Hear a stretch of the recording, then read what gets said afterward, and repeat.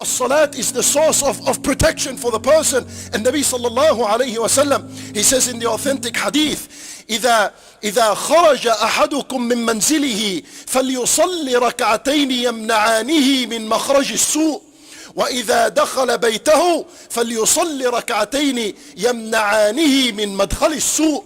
And Nabi sallallahu alayhi wasallam, he says, if any one of you intends to leave the house, look at the effect of the salat. If anyone intends to leave his salat, فليصلي ركعتين. The fact here, in other words, immediately pray 2 rak'at before you leave. تمنعانك مخرج السوء. It'll protect you from the harm and the evil that is awaiting outside. Gives you a protection from the evil. You walk and you have a divine protection around you because of 2 salawat, 2 rak'at that you prayed at home by the permission of Allah subhanahu wa ta'ala.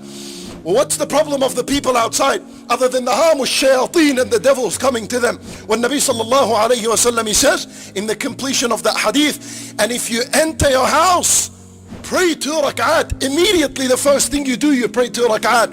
What's the result of that? يَمْنَعَانِكَ مَدْخَلَ السُّوء. They will prevent and they will protect you from the evil and the harm that is inside the house.